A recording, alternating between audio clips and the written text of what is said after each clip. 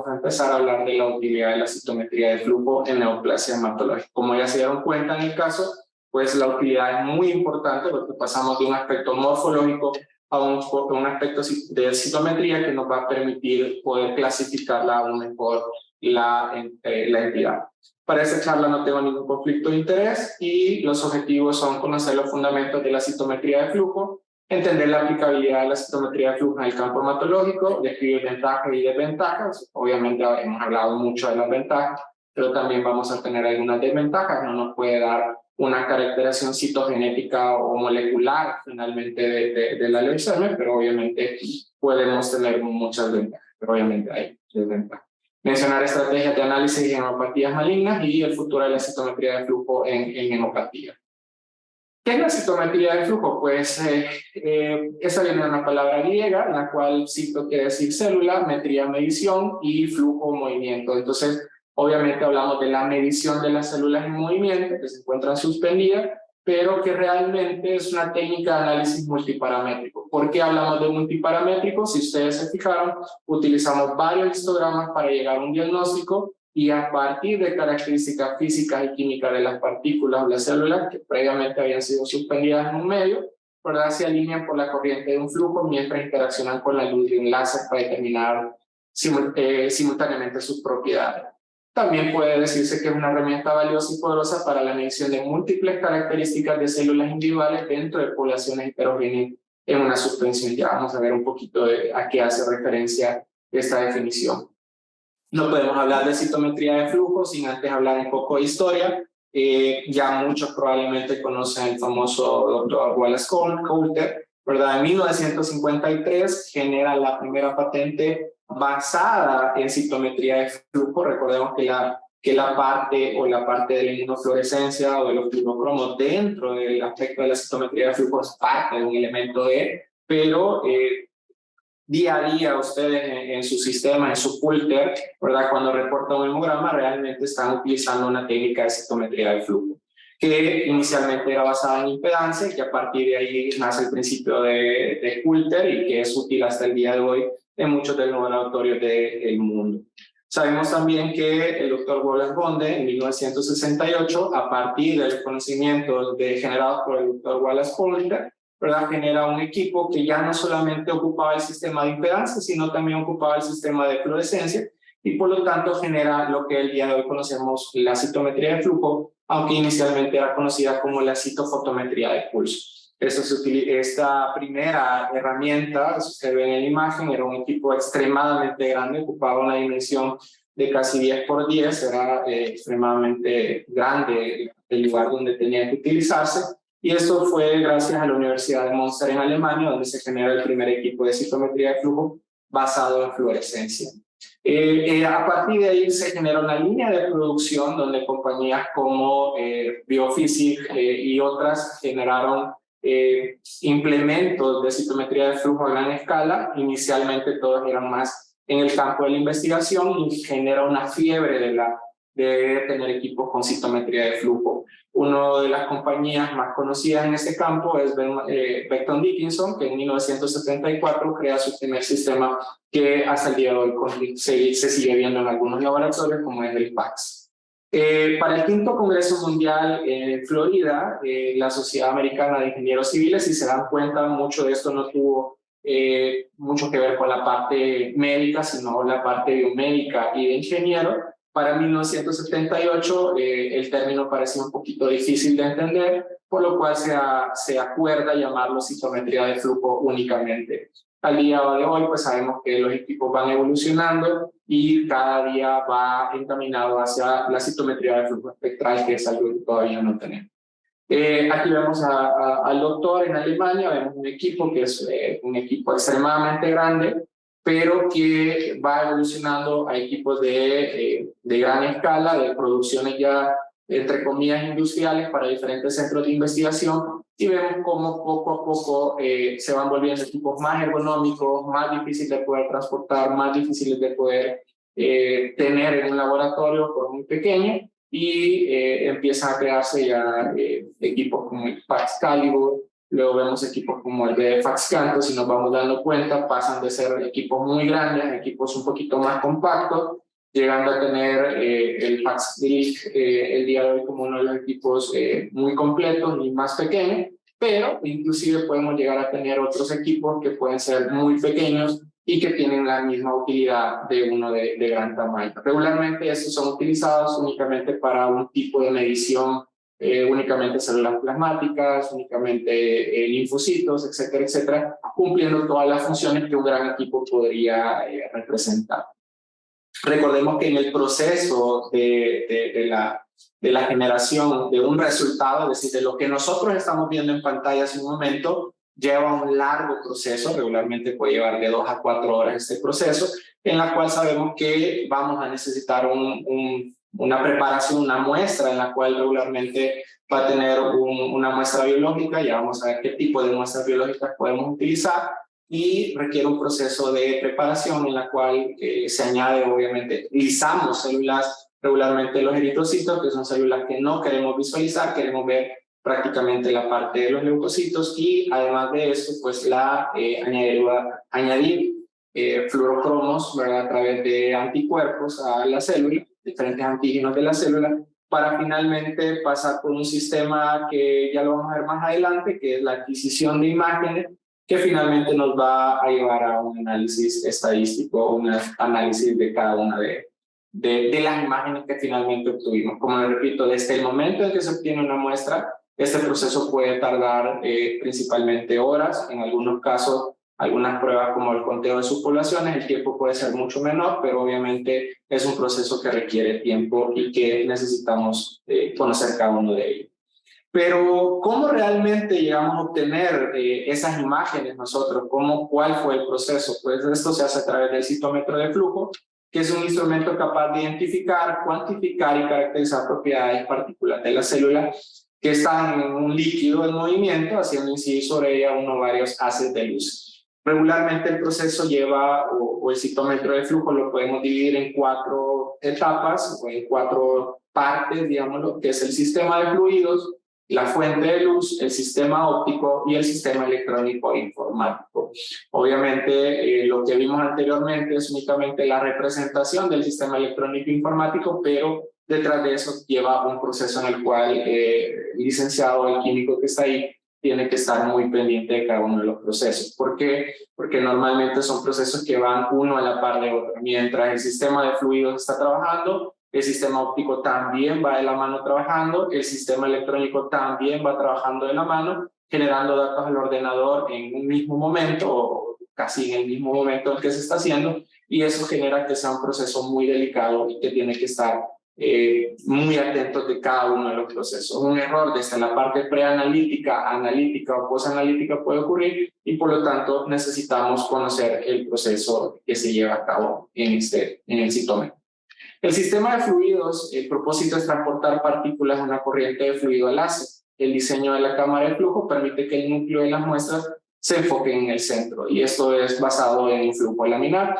Cuando nosotros tenemos una muestra previo a la preparación, obviamente aquí hubo un proceso que puede ser, como les mencionaba, de minutos a horas, en la cual hay que resuspender las células, lisar las células, aplicar ciertos marcadores o anticuerpos, el cual les va a ir pegado del fluorocromo. Finalmente, al obtener ya una muestra y introducirla al citómetro, lo que va a ocurrir es que el fluido envolvente va a permitir que célula una por una vaya pasando por el láser, y los detectores, a partir de las propiedades físico-químicas o de los fluorocromos que nosotros estemos utilizando, detectar cada una de esas células y poderla evaluar. Realmente tenemos 3 sistemas que pueden hacer este mecanismo en la cual vamos a pasar célula por célula, que es el mecanismo hidrodinámico, que es prácticamente el mecanismo que utiliza los citómetros actuales. Tenemos también el sistema acústico, que es otra forma de poder alinear esta célula, que utiliza un sistema prácticamente capilar y una línea de piso eléctrica en la cual, a través de sonido, permite a las células ir una por una pasando. Y finalmente el sistema microcapilar es un sistema en el cual la muestra pasa a través, valga la redundancia, de un capilar, siempre va con un fluido envolvente. Los tres mecanismos utilizan un fluido envolvente, por eso es el principio de la citometría, la suspensión en un líquido, pero a través de el paso de ciertos capilares pueden alinearse estas células y ser pasadas por el láser uno por uno. Finalmente, el sistema de luz y el sistema óptico va a constar de dos partes, una óptica de excitación y una óptica de recogida. Aquí lo que nosotros vamos a ver es que los rayos emitidos se dirigen a los tubos fotomultiplicadores y un fotodiodo recoge la señal. ¿Qué es lo que quiere decir acá? Si nos fijamos en el sistema fluido, lo que va a permitir es que pase célula por célula dentro del sistema, dentro del equipo.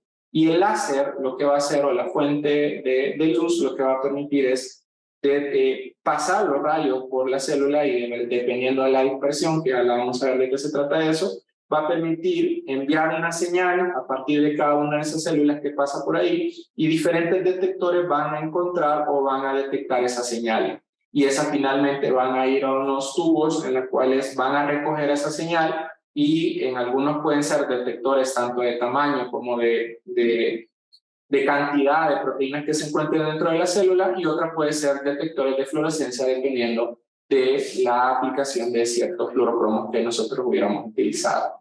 ¿Qué es lo que vamos a ver? Nosotros vemos una célula que al pasar una por una va a tener diferentes características. Tenemos que recordar que una célula, en este caso una célula hematopoyética, pensemos que este es un neutrófilo, va a tener una membrana y en esa membrana recordemos que va a tener diferentes antígenos de superficie, vamos a tener un citoplasma, vamos a tener proteínas dentro de ese citoplasma que normalmente le van a generar cierta granularidad a esa célula y también vamos a tener un núcleo y por lo tanto son partes fundamentales en el reconocimiento por parte del sistema de la citometría de flujo a cada una de esas células. Como les mencionaba, ¿qué es lo que va a hacer? Pues prácticamente cada una de estas celulitas va a ir pasando uno por uno a diferentes velocidades y eso va a través del sistema de luz, va a ir reconociendo cada uno de ellos. ¿Y qué es lo que puede ocurrir? Vamos a tener que existen tres mecanismos de luz principalmente. Vamos a tener un sistema en el cual un láser directamente impacta, bueno, este es un láser que pasa lateralmente, realmente no es al centro, sino lateralmente, y lo que va a generar es una dispersión. Este rayo de luz, al pasar directamente por la célula, va a encontrar que existen diferentes oposiciones, por decirlo así, dentro del citoplasma de la célula y va a generar una dispersión. Esa dispersión se va a conocer como una dispersión lateral. ¿Y qué es la dispersión lateral? Es prácticamente los componentes intracelulares que se desvían la luz de cualquier ángulo. ¿Qué quiere decir esto? Entre mayor dispersión nosotros tengamos, dispersión lateral en una célula, más componentes va a tener. Y así es como nosotros podemos saber que los que mayor dispersión lateral van a tener son neutrófilos y eosinófilos por la cantidad de proteínas y de gránulos presentes en su citoplasma, que aquellos como linfocitos y monocitos en los cuales la cantidad va a ser mucho menor. Finalmente vamos a tener una dispersión frontal, lo que va a permitir es un rayo directamente, este sí va a pasar casi enfrente, digámoslo así, de la célula y va a generar una ligera dispersión frontal y eso va a permitir poder nosotros reconocer el tamaño de esa célula. Entonces, son dos características que vamos a ir llevando y finalmente esto nos va a permitir que esto prácticamente muchos de los licenciados que están en la ponencia ya lo han visto en sus laboratorios con el sistema Coulter, que es lo que habíamos mencionado previamente, es lo que nosotros vemos. Vemos estas líneas en las cuales hay una dispersión frontal y una dispersión lateral y finalmente podemos a partir de esas características únicamente tanto de tamaño como complejidad, podemos ver dónde se encuentran los linfocitos, dónde se encuentran los monocitos y cómo se encuentran los granulocitos, que es una técnica que hasta el día de hoy se utiliza y posteriormente por cada cierta cantidad de ml que pasen por esa muestra, el equipo puede reconocer los valores relativos y absolutos de esa muestra. Finalmente vamos a tener los fluorocromos. Hoy pasamos a la parte que es la parte de estos fluorocromos y de los marcadores que normalmente vimos en la imagen del caso clínico. ¿Y qué es un fluorocromo? Un fluorocromo es una molécula capaz de absorber energía a una determinada longitud de onda y emitir esa energía a una longitud de onda mayor. Un buen salvadoreño de qué es lo que nos habla. Si nosotros nos fijamos, existen diferentes tipos de láser que vamos a ver los láseres que podemos encontrar. Hay un láser que va a permitir reconocer tanto la dispersión frontal como lateral, pero existen otros láseres que ese fluorocromo, que va unido regularmente a un antígeno, a un anticuerpo, perdón, que regularmente son anticuerpos IgG1, regularmente los que se procesan en el laboratorio, va a permitir que una fuente de luz excite a ese fluorocromo. Ese fluorocromo va a ser excitado, va a generar una onda de luz, obviamente, y va a haber un sistema el cual lo va a captar y lo va a recibir y finalmente lo va a poder procesar. ¿Qué es lo que hablamos? Esto es lo mismo, viene un láser, excita al fluorocromo, el fluorocromo lleva a un estado de excitación en la cual va a producir energía, va a liberar energía, y esa energía va a ir hacia una onda mayor de dispersión y eso va a ser recibido por una segunda señal, la cual la va a captar. Y regularmente, y por lo tanto, vamos a tener que, hablando de fluorocromo y de fluorescencia, vamos a tener dos términos importantes. El estado de excitación y finalmente el estado a la cual se viaja esa señal. Y regularmente ponemos un ejemplo, este es para FITSI, si tuviéramos una luz azul, la luz azul va a rondar a los 488 nanómetros. Regularmente a esa excitación el fluorocromo va a emitir una señal y esa onda de señal va a ser captada por el sistema de emisión, que regularmente es una onda que va a ser mucho mayor de los 488 nanómetros y finalmente va a generar una señal de luminiscencia. Aquellas estructuras o partículas en las cuales no se añada, o sea, otro color cualquiera dentro del láser que no imita esa señal, obviamente no va a excitar a PITSI, por lo tanto no va a generar una señal. Y esa es parte de los principios en cuanto a la fluorescencia en citometría del flujo. Regularmente los láseres van a variar, regularmente va a haber un láser de excitación, vamos a ver una absorbencia máxima y una capacidad máxima. Regularmente el láser va a ser a un valor menor que el valor máximo de absorción y menor el valor máximo de absorción al valor de emisión. Por lo tanto, cumple las características de la fluorescencia que hablamos. La longitud de onda capaz de transmitir energía a una longitud de onda mucho mayor.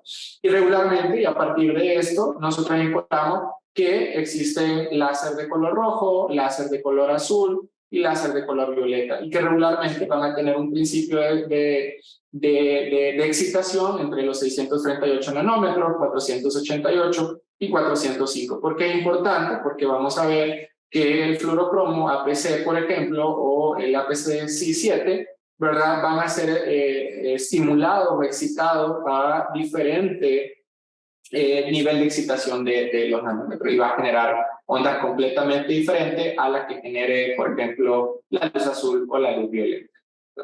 Y regularmente, ¿cuáles son los láseres? Que es, los colores regularmente son tres, normalmente, depende del equipo, obviamente. Puede ser color ultravioleta, violeta, azul, verde, amarillo, anaranjado, rojo o inclusive infrarrojo. Entonces, obviamente, ¿qué tenemos con esto? Una variedad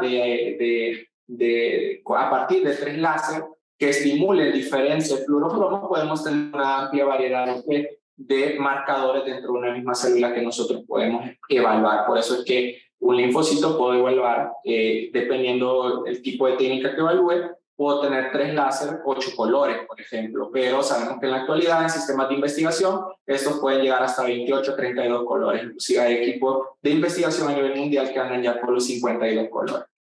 Y normalmente, ¿qué es lo que va a ocurrir? Estos por laboratorio regularmente nunca van a haber ciertas interferencias entre cada una de los fluorocromos, porque obviamente van a ir a velocidades o a ondas de luz completamente diferentes unas de otras. Por lo tanto, es un principio básico que no van a interponerse unas con otras bajo el principio. Nuevamente, eso es lo que mencionaba, vemos como ejemplo el láser azul que trabaja a 488 nanómetros, es estimulado por el lente, genera la luz a nivel de la célula y aquellas que estén marcadas, pues obviamente van a avanzar y van a generar una imagen posteriormente en los fotomultiplicadores. ¿Qué es lo que nosotros sabemos? El fluorocromo ya lo mencionaba, va a ir añadido a un anticuerpo, por eso cuando hablamos CD19 estamos hablando de un anticuerpo, anti-CD19, y como vamos a ver más adelante, va a ser alguien que va a ir a pegarse principalmente al linfocito B, que es el linaje de Los anticuerpos pueden ser de varias características, pueden ser de características de unión directa, es decir, anticuerpo-antígeno, de características indirectas, anticuerpo-anticuerpo, pueden ser de unión covalente, de unión no covalente, pueden ser también fuera del citoplasma o dentro del citoplasma. Dentro de la preparación de la muestra existen algunas perforinas que se pueden utilizar en los laboratorios y permiten el rompimiento de la membrana celular sin generar apoptosis, y así es como algunos anticuerpos pueden entrar dentro de la célula y buscar algunas proteínas o inclusive llegar al núcleo de la célula, y por eso hablamos que pueden haber estos fluorocromos unidos anticuerpos fuera de la célula, que esa imagen es la típica que nosotros vamos a ver, pero a través de unas perforinas podemos entrar sin destruir la célula y poder evaluar también algunas estructuras o proteínas dentro del mismo.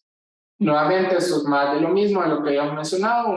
Un láser emite su luz a cierta cantidad de nanómetros y eso va a ir, si obviamente la célula, el fluorocromo es excitado por esa cantidad de luz, obviamente va a generar una señal que va a ser detectada por los fotomultiplicadores.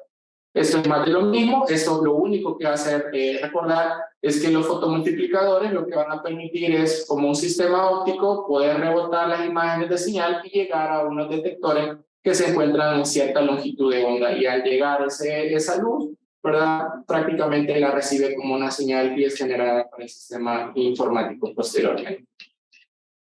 Luego viene el sistema electrónico informático y nuevamente lo que nosotros vemos como una luz, él la va a captar como un sistema de captación de eso, que lo que permite detectar y procesar la señal luminosa para transformarla en una señal digital, que es lo que nosotros vemos acá. Podemos evaluar cuál tipo de señal y dependiendo de la cantidad de señal generada o no por esa célula, podemos hablar de valores positivos o negativos. Y el sistema informático permite analizar los datos generados por las mediciones realizadas. Podemos encontrar que una célula tenga positivo o solamente se encuentre positiva, y es a partir de la señal luminosa que se ha detectado.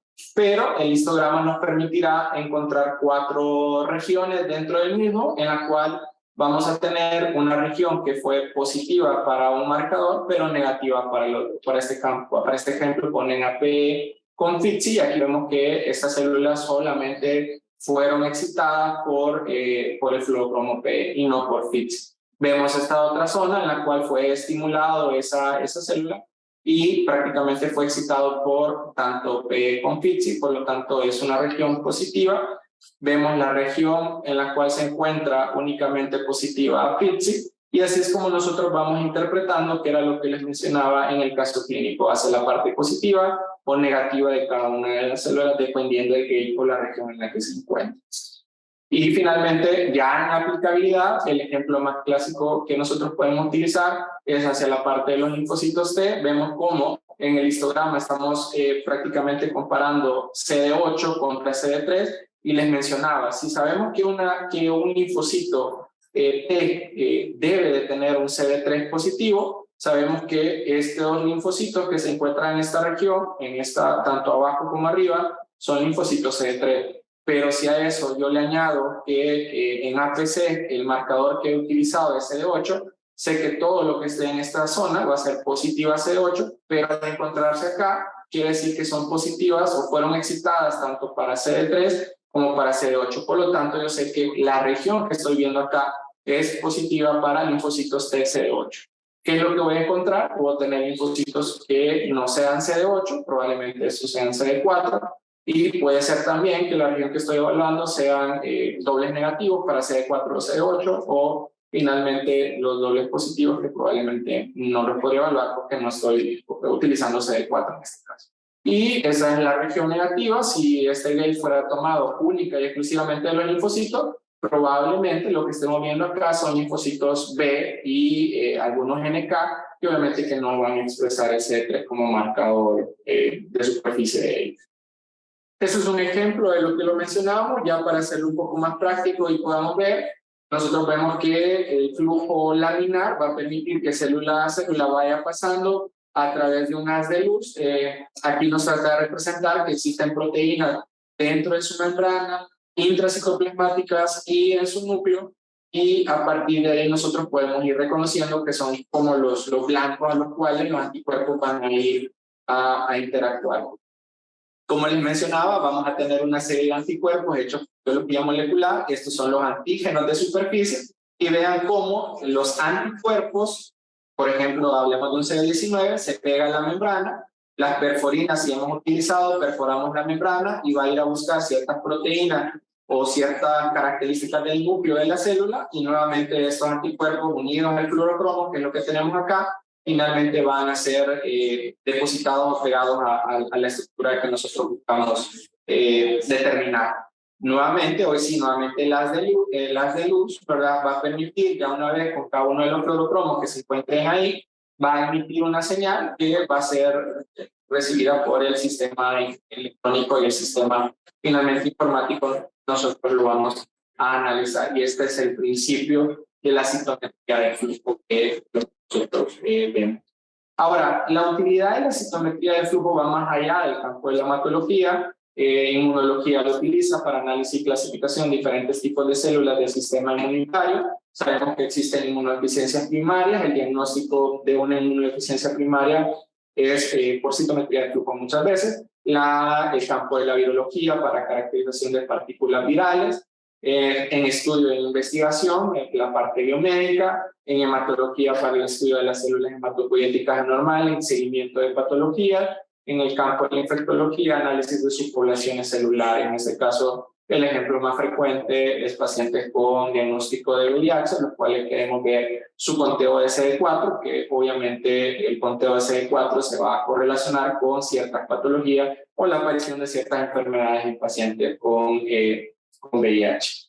Pero el campo de la oncología, microbiología, biología del desarrollo, la agricultura también lo puede utilizar, farmacéuticas, medioambientales, alimentos, pero también lo puede utilizar el campo de la nefrología o regularmente también, me detengo un segundito para el campo de la nefrología. Recordemos que podemos evaluar HLA o los famosos PRAPOS, citometría de flujo, que son muy indispensables a la hora de valorar un trasplante renal y poder identificar si existen anticuerpos anti-HLA contra el receptor y por lo tanto nosotros tenemos que, lo podemos determinar por citometría de flujo. En nuestro laboratorio en el Instituto Salvadoreño utilizamos esa tecnología, la licenciada Betancourt es la encargada del programa y prácticamente es un campo que no implica la hematología, pero obviamente implica la parte de nefrología. Neurología lo puedo utilizar, muchas veces va implicado en la parte de alteraciones tanto de los linfocitos TCD4, CD8, también para valorar campo de hematología también, infiltración al sistema nervioso central, principalmente en el líquido cefalorraquídeo. También lo podemos utilizar en el campo de la reumatología, muchas veces anticuerpos anti-CD19, anti-CD20, perdón, como rituximab son utilizados, y en algún momento la célula linfoide B puede ser refractaria, digámoslo así, al rituximab, entonces nosotros podemos evaluar cuántas linfocitos B residuales han quedado después de la administración de un anticuerpo monoclonal como un anti-CD20. Patólogos clínicos también, y sabemos que también en trasplante sólido, principalmente en la parte de nefrología que había mencionado, y en la parte de trasplante de células progenitoras hematopoieticas, tanto en la cuantificación, viabilidad de CD34, son muy importantes. Entonces el campo de utilidad de la citometría es muy amplio y muy importante. Nosotros en el campo de la citometría, como ya lo habíamos mencionado, ¿qué sustancias podemos nosotros evaluar o qué podemos nosotros ver por el citómetro de flujo? Podemos evaluar líquido cefalorraquídeo, líquido pericárdico, líquido asítico, obviamente sangre de médula ósea, líquido pleural, sangre periférica, podemos evaluar orina o líquidos articulares, y también se puede ver tejidos y órganos. Muchas veces puede decir, doctor, pero si es una suspensión en líquido, muchas veces existen técnicas ya que están descritas y estandarizadas, en la cual a través de ciertos manipulación de los tejidos sólidos se pueden obtener únicamente células que pueden ser evaluadas a través de citometría de flujo. En este caso, obviamente, no vamos a mandar una pieza de pulmón, sino que obviamente nosotros recibimos la pieza de pulmón y bajo ciertas técnicas se obtienen únicamente las células. Esas células del pulmón se resuelven en un líquido y esas pueden ser evaluadas por citometría de flujo. Esa técnica lastimosamente no la tenemos en el país, pero en diferentes instituciones o centros de investigación se está haciendo al día de hoy. ¿Qué es lo que nosotros entonces vemos? ¿O cuál es el campo de utilidad de la hematología? Podríamos evaluar el tamaño de la célula, la complejidad de la célula y las propiedades a partir de la fluorescencia que nosotros buscamos. Pero lo que siempre les menciono a todos es que nosotros jamás vamos a poder ver una célula. Lo que hacemos con estas características de tamaño, complejidad y fluorescencia es inmunotipificar esa célula. Por eso es que les mencionaba que esto no va en ningún momento a quitar del camino la morfología o el camino de laboratorio del frotis de sangre periférica, porque obviamente es un complemento de todo. Yo puedo tener una característica de un tamaño, una complejidad, ciertos marcadores, pero eso no me hace que yo vea una célula. Nunca voy a ver una célula por citometría. Voy a ver sus características físico-químicas, pero no la voy a ver. Pero no de eso no depende que podamos tener algunos parámetros, como parámetros nucleares. Puedo evaluar ciclo celular, apoptosis, cantidad de DNA, ruptura de hebras de ADN. Puedo evaluar a nivel de parámetros citoplasmáticos lo que ya mencionábamos, las proteínas estructurales, proteínas funcionales, la concentración de iones, los iones en movimiento. Puedo también evaluar parámetros de superficie, los receptores que están unidos, los diferentes antígenos que están compuestos dentro de esa membrana, ¿verdad? La unión de ligandos a otras estructuras, el potencial de membrana también lo puedo evaluar, inclusive parámetros extracelulares como activación y diferenciación celular. Entonces realmente es una técnica muy importante para nosotros, pero que es parte del complemento de un todo. ¿Qué utilidades vamos a tener? Van a ser desde el diagnóstico, que ya lo mencionamos, está la utilidad en el campo de la hematología. A partir de esta herramienta, pues podemos hacer el diagnóstico de una leucemia mieloide aguda, linfoblástica aguda u otra patología. La viabilidad de esta célula, es decir, la cantidad de células vivas dentro de la muestra. Esto es muy importante, sobre todo para viabilidad y conteo de CD34. Necesito saber cuántas de esas células CD34 que yo le extraje a una persona se encuentran vivas y la cantidad total para posteriormente ser difundidas en un paciente. El conteo, que puede ser tanto relativo como absoluto. Regularmente el ejemplo clásico que yo les menciono es el paciente con VIH para ver sus poblaciones a través de unos holters que contienen unas perlas. Podemos cuantificar cuántos linfocitos CD3, CD4, CD8 tiene ese paciente. Pronóstico, obviamente, las combinaciones de anticuerpos nos pueden hablar de pronósticos favorables o desfavorables. En el caso clínico observamos que la expresión de CD66 es un marcador asociado a translocación 922 y de estar presente nos habla de un mal pronóstico en el paciente con una linfoblástica aguda. Y monitoreo de la enfermedad a través de enfermedad medible residual, que eso obviamente también es parte del campo de la citometría o de la evaluación de la citometría en el campo hematológico.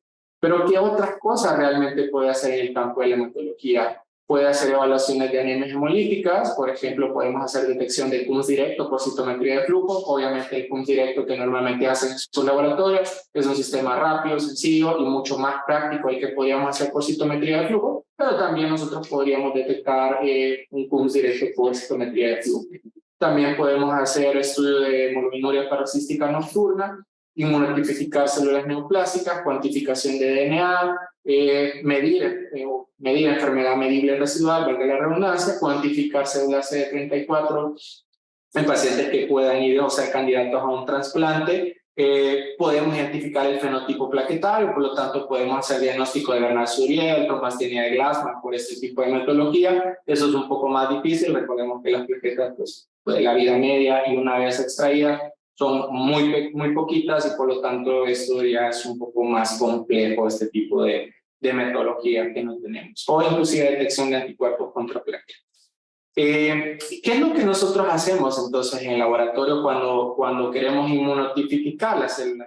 Regularmente, si se dan cuenta, hablamos del famoso forward concise scatter que mide tanto el tamaño como la complejidad, y nosotros prácticamente evaluamos lo normal de lo normal. Yo siempre les digo en citometría de flujo, empezamos con la parte normal para entender lo anormal. Se recuerdan, en la imagen previa hablábamos que las células que eran de menor tamaño y menor complejidad iban a ser los linfocitos, que es esta zona. Regularmente esto que ustedes ven más pegado En el histograma a su izquierda regularmente son células muertas, debris, cosas que obviamente no son células vivas, ¿verdad? Luego venimos a la parte de los monocitos y luego vemos los neutrófilos. Entonces, a partir de lo normal, nosotros podemos en la imagen de la derecha poder ver que este paciente no tiene neutrófilos, tiene algunas monocitos ahí menos, pero vemos una población mucho mayor a este nivel y por lo tanto podemos decir que aquí hay algo anormal y ahí es cuando nosotros empezamos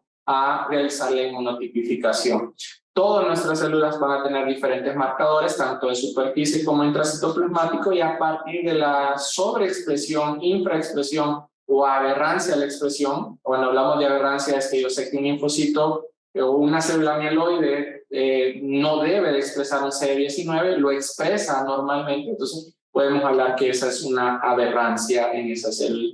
Y a partir de eso nosotros podemos detectar poblaciones anormales, podemos ver si agarramos, por ejemplo, una región de un gate de linfocitos y vemos lo normal sería encontrar más células T, un poco menos células B y que no expresen tanto HLA, pero de repente veo una población que es negativo, no expresa una cantidad de CD3 o expresa una gran cantidad negativa de CD3, pero expresa una gran cantidad de CD20 con un HLA-DR positivo. Esto me está dando a entender que la característica inmunotipífica de esa célula es completamente anormal. Entonces, a partir de eso nosotros lo vamos detectando.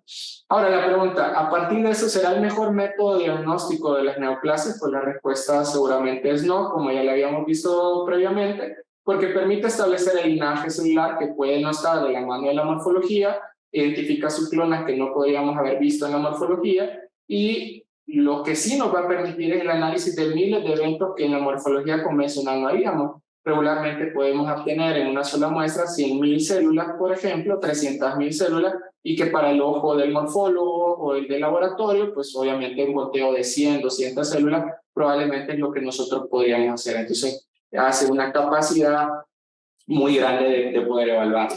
¿Qué es lo que nosotros vamos a tener entonces? Que la clínica, la morfología de estas pruebas nos van a llevar a un diagnóstico final. ¿Cuáles son las ventajas? Análisis de células de forma individual, con análisis multiparamétrico, es decir, vemos bastantes características de acuerdo a los marcadores utilizados y el número de colores que podamos tener para poder inmunotipificar. Es un estudio relativamente rápido versus que nosotros utilizáramos una citogenética. Recuerden que tenemos que hacer el crecimiento del linfocito y tenemos que hacer otras pruebas para poder, tiene que haber un crecimiento, etcétera, etcétera, para poder tener una citogenética o biología molecular, inclusive pues, puede llegar a tardar cierto tiempo. Es una detección temprana subclínica, muchas veces es un estudio rápido que nos puede ayudar a determinar si existen clonas anormales muy rápidamente. Es un estudio que puede ser cualitativo o cuantitativo. Yo puedo medir porcentualmente la cantidad de células malas o inclusive en el caso de las subpoblaciones puedo definir el total de linfocitos CD4, por ejemplo.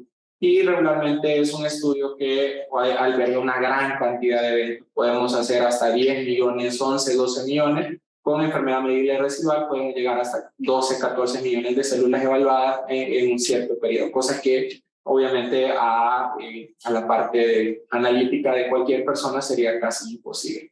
Desventaja, pues obviamente es una técnica costosa o altamente costosa, requiere una experiencia técnica, puede haber contaminación cruzada, no proporciona información morfológica, ya lo dijimos, yo puedo inmunotipificarlo, pero no veo a la célula, por lo tanto no tengo la aproximación de evidencia de esa célula, no es accesible para todos, obviamente por los costos, y no da aspectos citogenéticos y moleculares, obviamente, que también ya lo había mencionado previamente. Entonces, realmente el diagnóstico al final siempre va de la mano de la morfología, la citogenética y la biología molecular. La citometría sí es una herramienta muy importante, pero obviamente es un complemento de un todo para un diagnóstico de un paciente. ¿Y cómo hacemos nosotros? Pues prácticamente cada una de nuestras células dentro de nuestro organismo va a tener ciertos marcadores y a partir de esos ciertos marcadores nosotros vamos a poderla clasificar, inclusive no solamente el linaje de esa célula, si es un linaje B, sino el estadio de maduración de esa célula. Podemos reconocer desde un linfocito un pre-B hasta un B inmaduro, un B maduro, un B activado y una célula plasmática. Y eso lo hacemos en el reconocimiento de que si esas células tuvieron bloqueos madurativos a nivel de la médula, hablamos de leucemias agudas. Si hubo una proliferación a nivel periférica, a nivel de los linfocitos, hablamos de linfoma. Y finalmente, si es un aumento en las células plasmáticas de comportamiento clonal, hablamos de mieloma. Obviamente, es todos los marcadores que existen. Siempre me dicen, doctor, ¿y se tiene que aprender todos? Pues realmente no. Realmente lo que tenemos que saber es que un mismo marcador puede estar presente. Vamos a poner ejemplo CD15, por ejemplo, el 13 en el caso, que la expresión en el blasto normal o en el mieloblasto va a ser débil, va a haber un aumento conforme va pasando de un blasto, mieloblasto a un promielocito, luego va a haber una caída de ese marcador y finalmente va a tener posteriormente una recuperación. Entonces, más que aprendernos marcador por marcador, tenemos que ir entendiendo la maduración de cada uno de ellos. Por ejemplo, el 117, sabemos que ya no va a estar presente en los mielocitos y los metamielocitos. Entonces, obviamente, ya sé que va a tener ciertas características como el neutrófilo, CD15, 11B, 33, 13, 10 positivo y 16, cosa que va a ser completamente diferente de un mielocito. ¿Qué estrategia vamos a tener de análisis? La primera pregunta es, ¿qué quiero diagnosticar? ¿Qué anticuerpos me van a ayudar al diagnóstico y qué otra información me brinda? Euroflow en el año 2012 genera unas ciertas recomendaciones, que es un sistema de estandarización, y a partir de mis criterios clínicos, si se fijan, inclusive una de las entidades más importantes que para citometría del flujo, no se va directamente a un algoritmo de marcadores, sino me tengo que hacer una pregunta. ¿Tiene una leucemia aguda este paciente? Si mi respuesta es sí, yo hago un ALOT, que es un tubo orientado a leucemia aguda. No, yo no sospecho que tenga una leucemia, yo sospecho que tiene una linfocitosis y esto probablemente es un linfoma, pues perfecto, no voy a hacer un ALOT, sino voy a hacer un tubo de screening de linfocitosis. No sospecho que sea una leucemia o un linfoma, sospecho que esto sea un mieloma, voy a hacer un PCD, que es una para búsqueda de células plasmáticas patológicas, enfermedad de células plasmáticas. Y inclusive tiene un tubo que es para muestras pequeñas como líquido cefalorraquídeo, pleural, peritoneal, en la cual también puede ser de utilidad para el clínico. Y a partir de acá puedo yo, teniendo la positividad para alguno de los marcadores, como en el ejemplo era positiva para una linfoblástica B, poder generar ya un tubo orientado a esa patología. Es decir, ya me puedo ir a un tubo de precursores linfoides B y poder hacer todas las características de esa leucemia linfoblástica y así cada uno de ellos.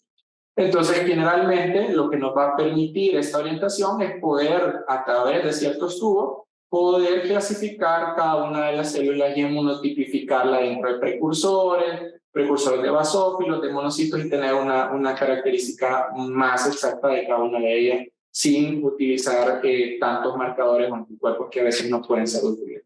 A partir de SciScatter con Forwards nace este gate que es muy importante, que es SciScatter con CD45. El 45 recuerden que es un marcador panleucocitario, es más el nombre es así, CD45 panleucocitario, y eso habla que todas las células comprometidas hacia la parte de los leucocitos van a expresar en menor o mayor intensidad el CD45, teniendo o formando lo que nosotros conocemos en citometría como los gate. Las células que más expresión van a tener al 45 con menos granulación van a ser los linfocitos, luego vamos a tener una mayor cantidad, una ligera cantidad de granulación a los monocitos, luego los neutrófilos, luego esa zona que no debe verse muy acentuada, que es la región donde normalmente nacen los precursores hacia la línea de monos, linfos y neutrófilos, que es la zona de gate de los blastos, o de los precursores CD34, la de los precursores linfoides y finalmente la de las células plasmáticas, que en este caso sería plasmáticas patológicas. Las plasmáticas normales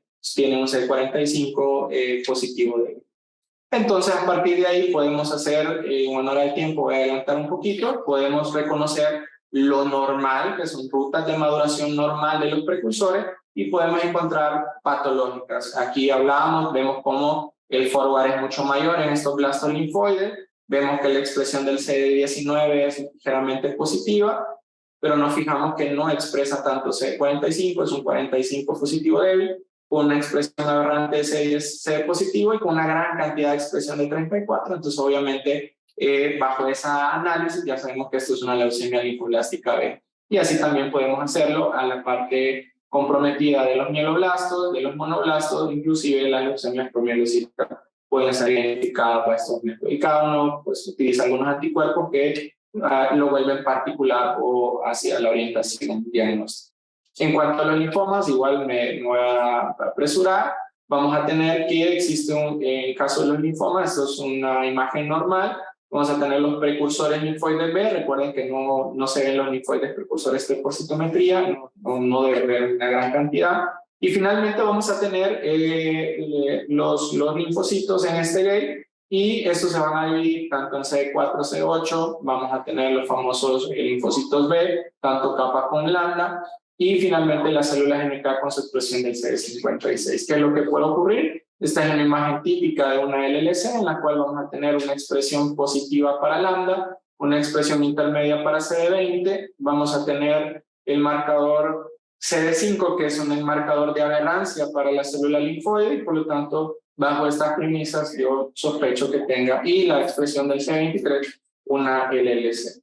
Igual, estos para mieloma, nuevamente expresan marcadores como 138, pero no deben de expresar, por ejemplo, el CD56. Por lo tanto, yo sé que esto es una célula plasmática, 38-138, pero con una expresión anormal de 56, con una expresión anormal de lambda, y por lo tanto, obviamente, yo sé que esto es una plasmática patológica, y por lo tanto, el diagnóstico, un mieloma, probablemente si la cantidad supera el 10%. Esa ya es la última, que es lo que nos depara en citometría de flujo. Realmente aumentar la sensibilidad y resolución son parte de los objetivos, más láseres y más fluorocromos, pero obviamente esto todavía no se ha llevado a la práctica. En los centros de investigación sigue. Probablemente en 10, 20 años ya no solo estemos viendo 3 láseres, sino 5, 6, 7, 8, 9, y por lo tanto podamos ver 20, 30 colores más, que ayudaría mucho a aumentar esto. Todo esto viene de la mano de algo que se conoce como la multiplexación de alta dimensión, que es a mayor marcadores, mayor posibilidad de tener una característica más exacta de la célula. Sorting celular, el sorting celular ya es conocido, realmente el sorting tiene muchos años, que es la separación de la célula, y el sorting celular en países todavía no está del todo estandarizado y no lo tienen todos los centros, pero podríamos separar las células patológicas de las células normales para que esa célula directamente vaya a un laboratorio de citogenética o biología molecular y podamos tener un mejor acercamiento del diagnóstico o la causa que generó la leucemia.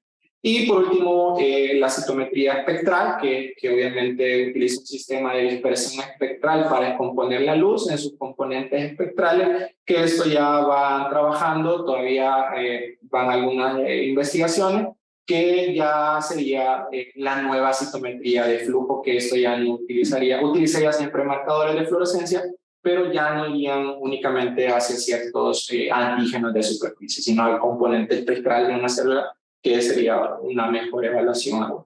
Entonces falta mucho para algunas cosas. Sorting ya está, multiplexación ya está todavía, pero obviamente familiarizarnos con esto falta probablemente mucho tiempo.